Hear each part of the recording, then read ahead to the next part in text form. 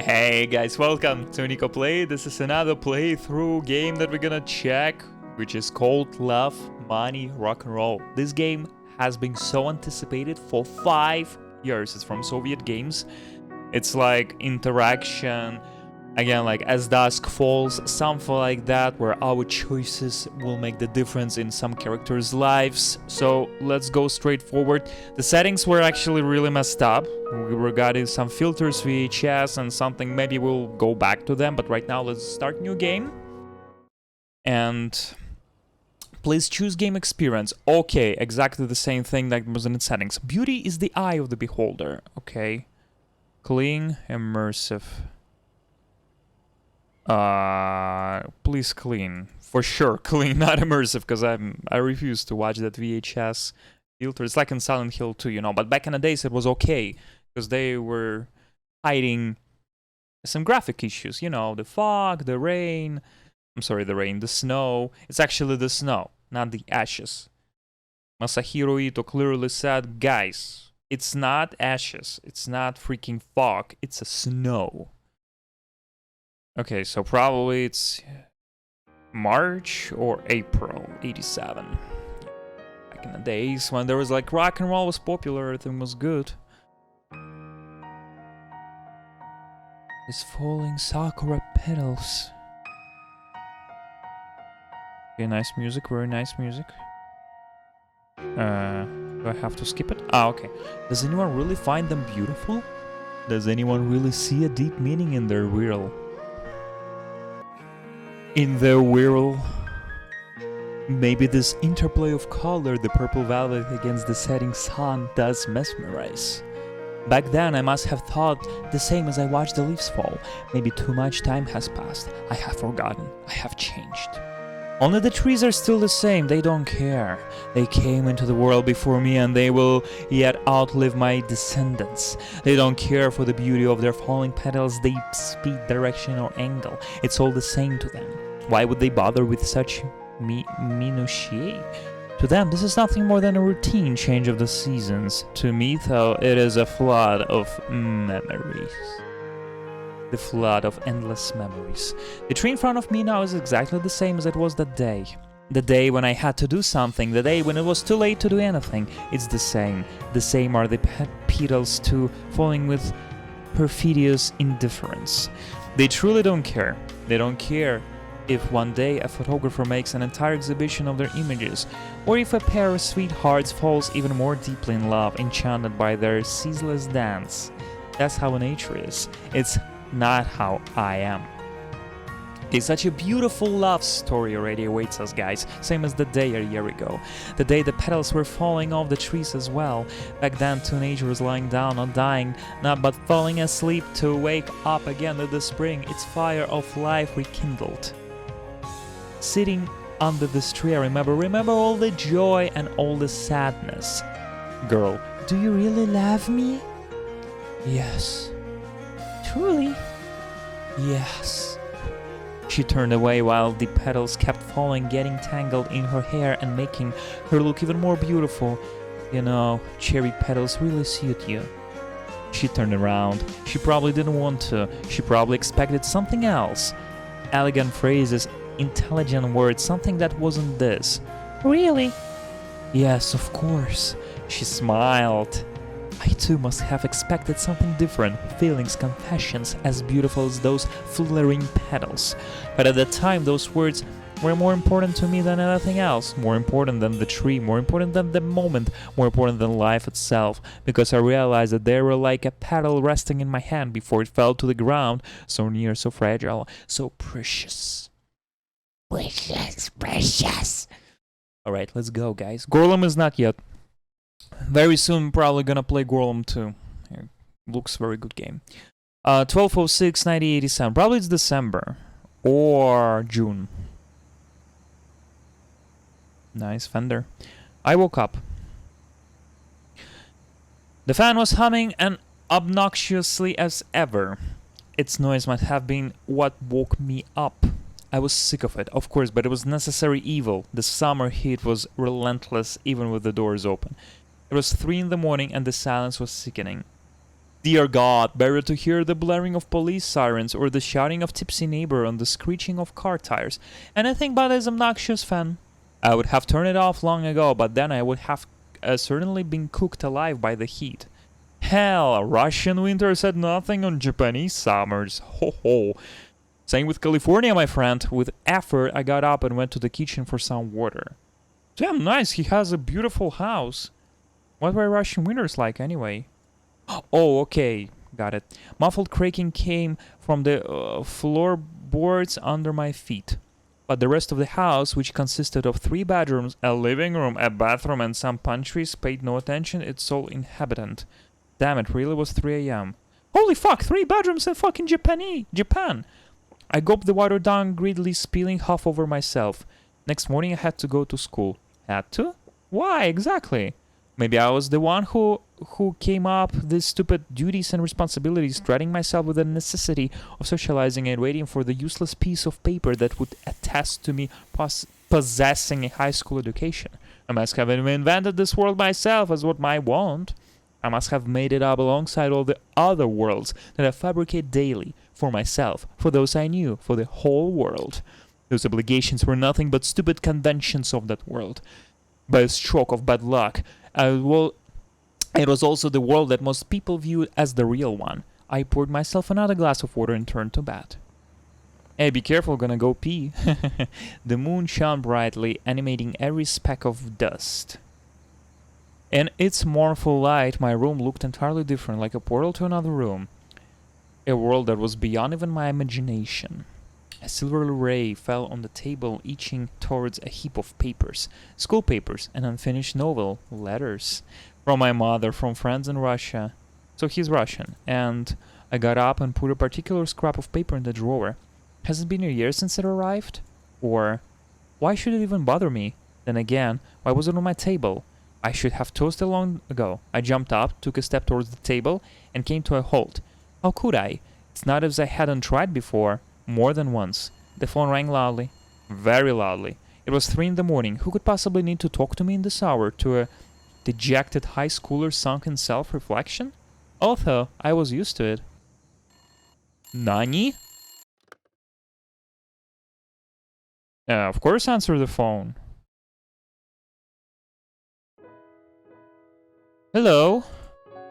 Hi, you're not... Hi, you're not asleep? As you can tell, I felt a strong desire to hang up and disconnect the phone, bitch.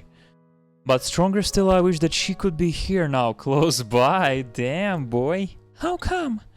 How should I know? Probably because you called me. Bitch, again? She mumbled something unintelligible. How are things in general?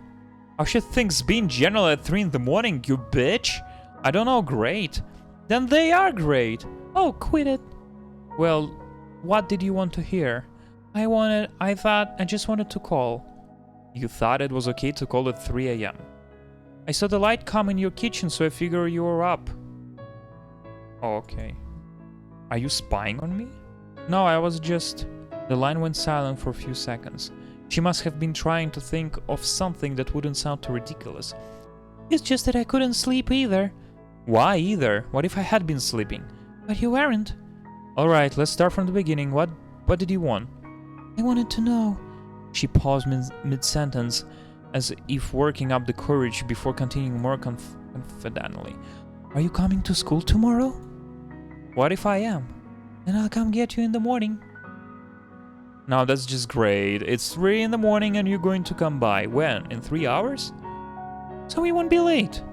You know what? I think I'm going to pass. Hey, you can't keep missing school. At this rate, you won't be able to graduate. And then you won't be able to find a good job. And then... She got entirely tangled up in predictions of my future. Oh well, no biggie. It won't be a biggie. Leave the door unlocked in the morning.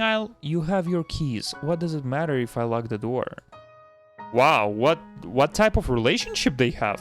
She's already having a keys. I didn't feel like arguing. What was the point anyway? She would come and wake me up regardless. It's what she did almost every day. Why did I ever give her keys exactly? Well, that was a while back. It must have been about a year. The cherry petals were probably falling on that day as well. But to hell with them! I made sure to set my alarm, so I'd be up before she came. Now that didn't matter much, but this was getting old. What's more, I worried that I was getting too accustomed of it, seeing her familiar face every morning. Dependent even, which was something I absolutely couldn't allow to happen. So if she wanted to come in the morning, fine, but she wouldn't be waking me up again. That. Japanese, that. Okay, so let's see. Who is she? Why the months are jumping so differently? It's like 2 months later, 3 months later. Yeah, so probably it goes day, month, year. Like normal people are having. 100 bells chimed with 100 melodies in my head, announcing the morning. In that medley were the cheerful chirpings of the birds, the construction on the neighbor street, the boisterous shouts of street vendors, and damn fan that hadn't quit humming for a second, and the grumpy motoring somewhere close by. Some Japanese girl.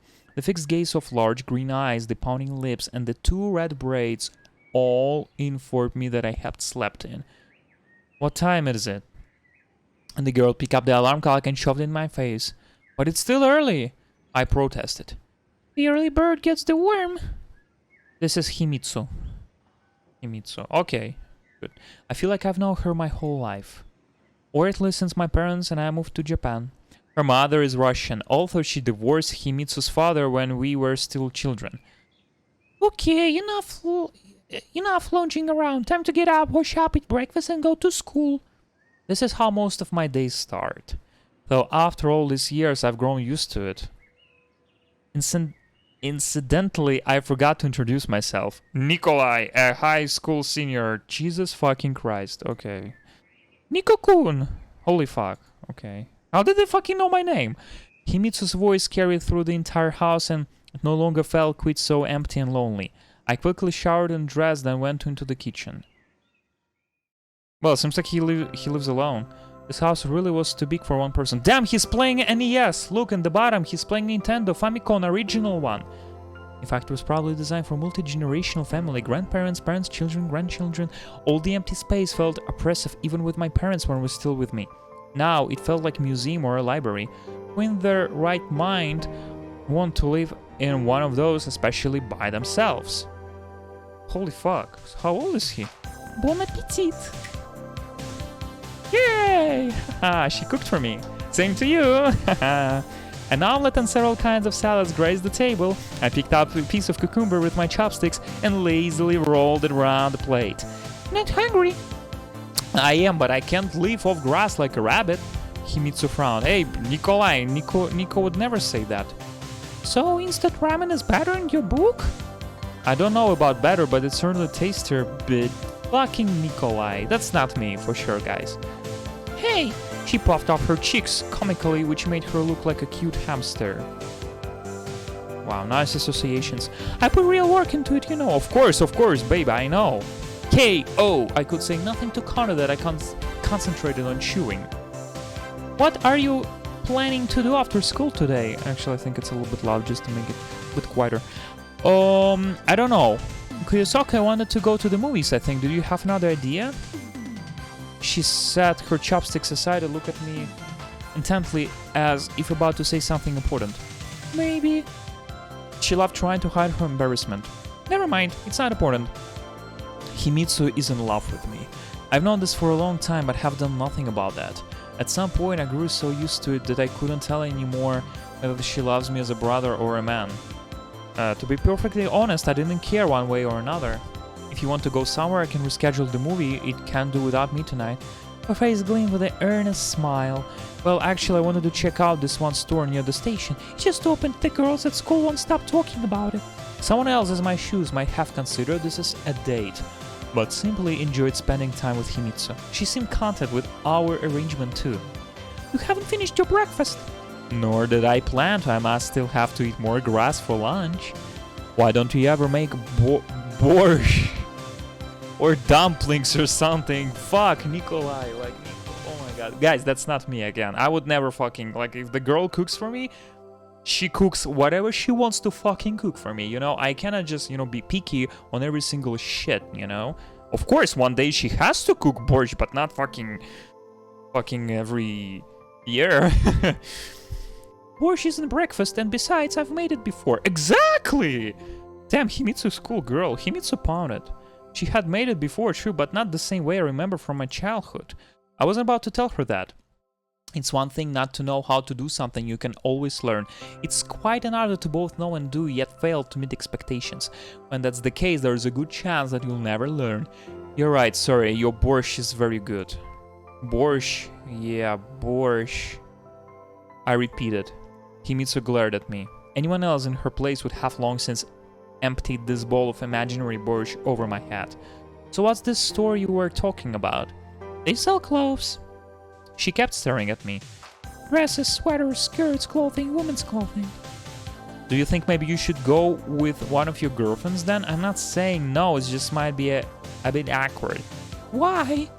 I don't know, it's just the way things are here, and you know, I'm not always great with the local customs.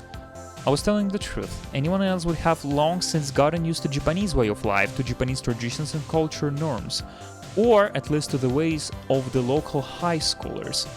No one is going to think anything, it's not like we are. Himitsu was now completely flustered, which was making her upset. I couldn't tell if she was more upset with me or with herself. Sometimes when I talked to Himitsu, and not only her, I would hit a dead end. I no longer knew what was expected of me, while the other person couldn't understand why I didn't get it. In the end, the entire meaning of the conversation would end up buried under the avalanche of misunderstanding which snowballed with every new remark. At such times, it was better to agree or to remain silent. Alright, that's fine, no one's going to think anything, why would they? Exactly. Himitsu said triumphantly and went to wash the dishes. Oh my god, look how cute that Himitsu. She's washing dishes, she cooks, she's doing like everything. What was this kind of weather early in the fall called in Russia? Grandma's summer? No, women's summer, no grandma. It's not correct. Oh, wait, can we go back? We can click it. Grandma's summer in the Russian equivalent. Grandma's summer in the Russian equivalent to Indian summer, the warm period at the beginning of autumn. It's a wrong translation, guys. As a Russian, I'm telling you the truth. It's not Grandma's summer, it's women's summer. Thank you. Thank you. Oi, what fast forward? Himitsu walked saw me smiling. Okay, I hope it was okay. I occasionally glanced over at her, trying to figure out what was on her mind. Not that I was particularly interested, more likely I was just trying to distract myself from my own thoughts. The image of the falling cherry petals kept surfacing in my mind, dragging up painful memories. As for Himitsu, she never broached the subject. Was she keen to avoid reopening the wound, or was she just showing tact? Hey, Earth to Niko-kun, do you copy? Huh? What? I had clearly been daydreaming. We're almost there and you're still sleeping. Himitsu knit her brow. As always, her displeasure looked more comical than intimidating. I'm not sleeping, I'm solving the world's problems in my head. Oh yeah? What sort of problems? She laughed. The political sort? Not even geopolitical. Who else solved them if not yours truly? Your grades are a little underwhelming for a future politician. That's not important. There have been plenty of great people who didn't get the best grades in school. Take Einstein, for instance. There was a long time ago joke. If you don't know how to play music instruments, become a DJ. If you don't know how to draw, become a graphic designer. If you don't know how to do anything, become a politician. Yeah, let's go. That's not important. Okay. I see. Himitsu smirked. That. We would have probably kept chit-chatting like this were in Schaffer having that mountain school gate. There's a music notes below. Several people had surrounded a girl from a distance. We couldn't see who it was. Look! Said Himitsu, quietly slowing down. I listened it. I cannot slow down. She probably wears the same skirt all year. It must be hand-me-down from her older sister. How does a bum like her even get admitted to our school? It's not a halfway house. It's a house. Go work at the fish market. Careful now, you might catch something from her. It's not like I was going to, with her. He already gossip. Knew something about you spending like earned side cash. Poor thing. Kimitsu paused for a second. Isn't she in your class? I looked more closely. She did look familiar. I think so. Are you saying you don't even know who your classmates are? Of course I do. That's a Iwawura. I fixed my hair and looked shamefully at Himitsu. She was not impressed. By the way, can I click something else? Actually, is our... Oh, okay, good. Himitsu was still looking at me reproachfully. Well, what? I've never spoken much with her, and anyway, this is the first time we're together, same class, so it's only been 6 months. Meanwhile, the scuffle, if you could call in that, was picking up steam. The girl remained stubbornly silent, only dropping her head lower with every minute. This only continued to encourage the bullies. Come on, who would pay money for someone like her? Except maybe a couple hundred yen. The speaker made a show of opening his wallet stuffed with bills, pulling out a handful and waving them in front of Ayawura. This is really getting out of hand. What the fuck are they doing? I muttered under my breath. But the other students walked right on past, pretending not to notice anything. These damn traditions again. This isn't right. Niko-kun, don't. Let's just tell a teacher. Himitsu tugged lightly at my sleeve. No, don't tell the teacher. And what is the teacher going to do? Scold them? My, aren't you ashamed of yourselves? I was starting to get worked up. If I had to think about it, what business of mine was this? A fellow classmate. So what? I hadn't exchanged more than a couple words with her before this day. Still, it was hard to watch one poor girl getting picked apart for an entire pack. As an immigrant, I would not intervene. But as a Russian immigrant in Japan, of course I would intervene. Why should I stay on the sidelines? What if Himitsu were in her place? After all, we weren't exactly the richest kids of the school either. Sorry, Himitsu only smiled slightly in response. Hey!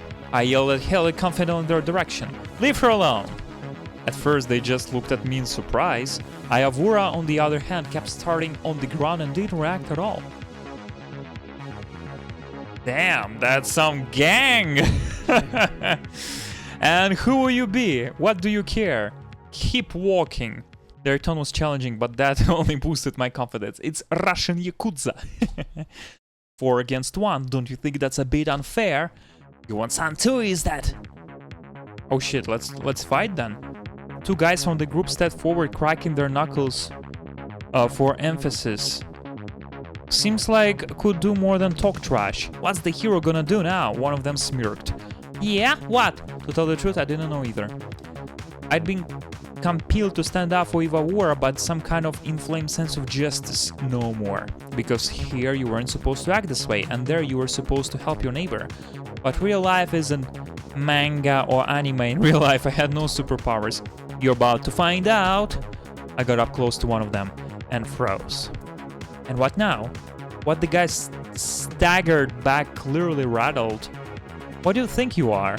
The same instant the second guy rushed up to me, clearly intending to shove me in the chest. My reflexes kicked in before I could think. Oh, good. That's fucking Russian hit, bro. Outswung my arm. From the left side, probably. Damn. Crack! Came the sound of Asilin's jaw. No, he in the cheek. Okay. The world around me seemed to freeze. Ayawura, the other girls, and even the guy who I had just punched all started seemingly transfixed with surprise. But this only lasted an instant. Yeah, do you have an idea who my father is? One of the girls shouted. Don't yell, let's just go, he's some sort of psycho. Another girl tried to calm her friend down. The second guy helped his fallen friend up from the ground. This isn't over. We'll remember you. With these words, they quickly headed away from the school. Oh, so they decided to skip the school. Himitsu rushed over to me to save the instant. Niko-kun, are you alright? Yes, of course. I replied calmly while examining my slightly swollen fist. Surprisingly, I wasn't shaking with adrenaline as might have been expected. Everything must have happened too suddenly. Ayawura senpai? Senpai is a Japanese honorific used when addressing upperclassmen or older, more experienced co-workers. In all the commotion, I have forgotten all about the chief cause of this kerfuffle.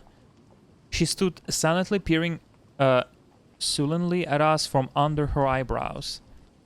Are you alright? Fighting is prohibited on school grounds. I didn't start the fight, he punched me, she said quietly. What?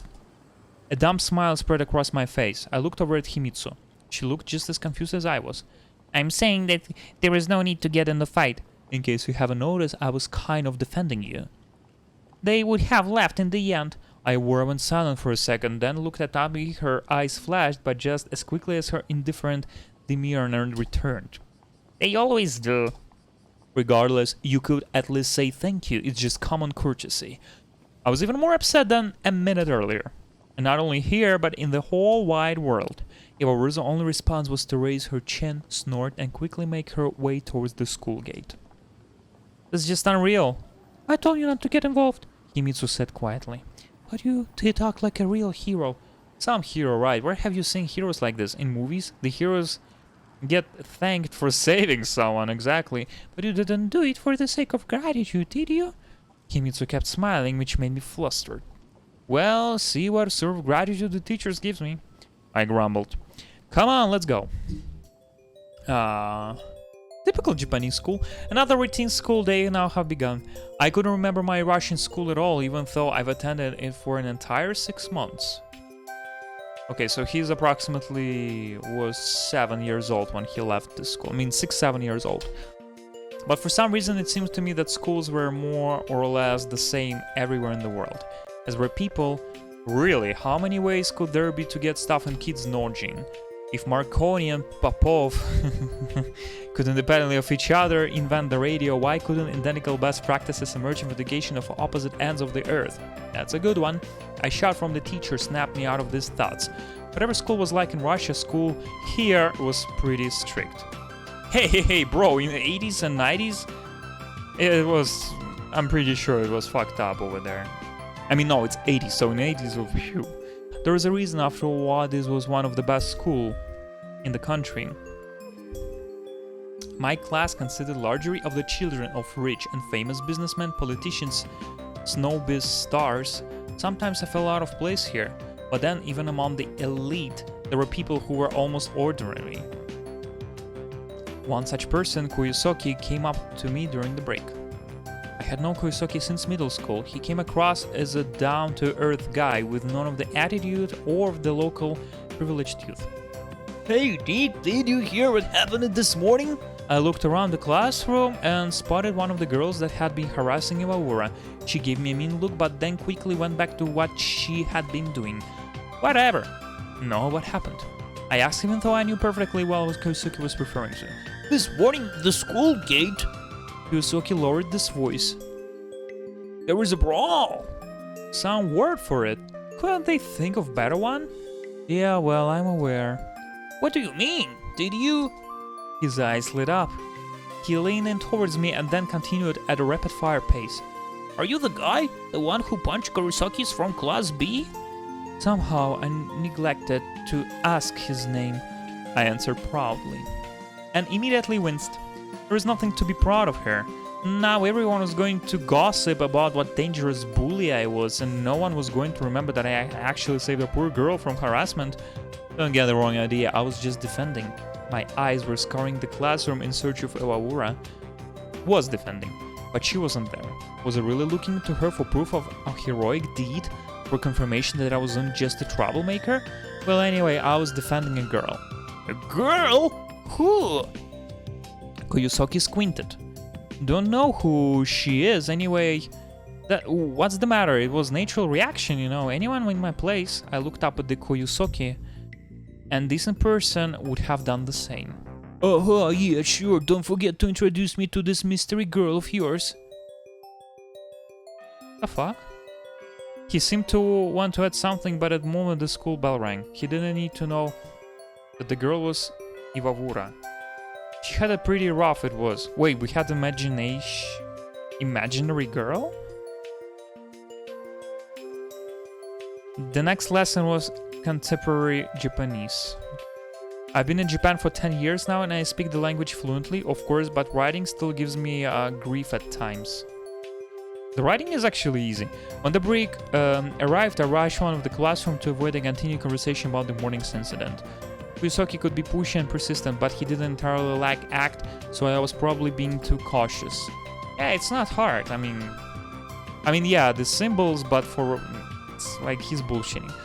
English was next. It came much more easily to me. Oh, fuck yeah. I spent the better part of lesson gazing out of the sports ground where the soccer match was taking place. So my thoughts took me far from school, the day when the cherry petals were falling. Fall was here, and that meant that the trees would soon be shedding their foliage again. The color palette might be different this time, but would the feelings remain the same? A couple more weeks, a month at most, and I would know. The bell recalled me to reality, and my stomach started gurgling noisily. Do you have breakfast today? Let's make a cafeteria run. You're always ready to chow down. Where there's whole body, there's a whole mind. A whole lot of body, more like it. I was, however, really hungry, and I didn't want to wait till lunch. Alright, let's go. Yeah, the adrenaline. The memory of Himitsu's health-balanced breakfast was still fresh in my mind. I wanted to eat something unhealthy but delicious. Sadly, food poisoning was not on the menu. The cafeteria, like everything else at the school, was first-rate. I couldn't tell you if the food here was on par with what they serve in the world's top restaurants, as I hadn't been to one, but on the whole, I had no complaints. Besides, the menu had plenty of European options. No borscht on them, of course. Of course, bro, like fucking... Whose Kurilas Islands? We entered the cafeteria. Kuyosoki was babbling on about some new magical girl anime. I wouldn't call myself a huge anime fan, but I watch them sometimes too. Though if you had to put my enthusiasm for them on a scale, I was as far from Kuyosoki as Tokyo is from Moscow. Yeah, super far. Suddenly, bam! Something jabbed my side, not too hard, but enough to be felt. On top of that, I was dosed with a liquid. Oh, somebody okay. Oh. A girl holding a tray popped up from behind. I was dripping with orange juice while she gazed in bewilderment at the fruit of her labor. Hey, careful! I was more frustrated than angry. She didn't react anyway, instead she just kept looking at me in surprise. Finally, she seemed to come to her senses. You, the one who should watch where you're going. What? I was so taken aback, I smiled like an idiot and even retreated a step. Meanwhile, the girl scrolled and glared at me. I said, watch where you go instead of sleepwalking. You were actually the one who bumped into me. And why would I bump into you? I was lost for an answer. The girl was talking nonsense, but she was doing it so confidently that I couldn't help but question of my own judgment. And what would I? How should I know? You're the one who bumped into me. Alright, you got me. It won't happen again. I snapped back. I was prepared to leave. Wait, she said quietly. You're, well, all wet. Oh my fucking god. I looked myself over. Not the prettiest of pictures, to be sure. And what do you suggest? A joint trip to the shower? Me? I wasn't. How could you even think? The surprised confusion of her face gave me to indignation. Here was an insulted and humiliated victim, and I the culprit naturally. Okay, just forget it. Everything's fine. Wait. Her tone changed faster than the weather in the tropics. Here, take this. She handed me a handkerchief. I accepted without an argument. I was about to thank her when she snorted, turned on her heel, and left to join her girlfriends at the far end of the cafeteria. What a strange girl. Nick, you... started Kuyosoki when I sat down to the table. He was flaring his nostrils and gasping like a fish out of water. Do you know who that was? No, who? That was Eli-sama! Sama is a Japanese honorific used when addressing someone with the most possible respect and reverence. Approximate analog in English would be Sir, Madame, or in some contexts even My Lady or My Lord. Japanese schools are weird. He looked proudly at me, expecting me to claim, Oh, Eli-sama, you mean her? Sama who? I inquired coolly. How can you not know? And you want people to believe you're a student here? I don't know what that is that the paperwork says. If only you paid more attention to what goes on around you. Alright, enough suspense already, just tell me. He was clearly chomping at the bit. Kuyusoki repositioned himself more comfortably on his chair, assumed a serious look, and began. Elisama, she's like a school queen. She has perfect grades, she's great at sports, she's won awards on the national, not even the international level. Not the interplanetary? What a relief. Anyone who considered it an honor to be acquainted with her. Have her spill a drink on you? Is that what you mean? Kuyusoki ignored me and carried on. I give up my entire manga collection to have her start a conversation with me. Huh. Okay. Your entire collection? Well, bro, I'm Russian, okay? Okay, joking. Okay, half. I squinted. Fine, a third. Alright, I get it. I should expect the police to show up at my door now and await my sentence. Death by glares, except hold on a second, I'm completely innocent. You don't get it at all. Kuyusoki sighed. Then again, maybe you should expect the police. After all, her grandfather is the chairman of the school's board of directors. So what? And what I'm supposed to do? Keep apologizing to her? She was the one who bumped into me and spilled juice all over me. He sighed again and returned to eating. I turned slowly and looked in the direction of the school queen. Judging by the lively conversation and laughter coming from her table, Elisama had already forgotten all about the incident with my lowly serf self. The juice dried pretty quickly, leaving behind noticeable yellow stains on my white shirt. Oh, so cute. I didn't really care about my appearance, but the school had its standards and didn't take kindly of such sloppiness. So I had to change into jersey and track jacket. That's not a good idea. After another uneventful lesson, it was time for the long break, also known as lunchtime. I'd agreed to meet Himitsu for lunch. I couldn't remember. I could just go for a stroll around the school, seeing I'd eaten only an hour earlier.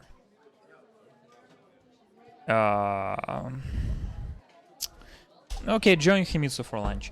Maybe we did agree and I had simply forgotten. I had no interest in listening to Kyoki's chatter, no chewing on the stale rolls from the cafeteria, because Himitsu, at least, it's our kind of the closest friend, you know.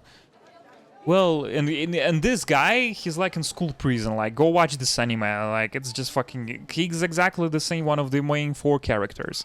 Over there, like, please, please, punish me, my queen, you know. Well, you do what you like, but I have an arrangement with Himitsu. Okay, okay. He drew out the words cryptically. Cryptomoron. All the classrooms in our school look the same to me.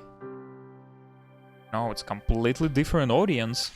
Just because of the fact, identical, but also because I didn't know a single person in them, but others knew me, so no one was surprised when a senior walked into junior's classroom.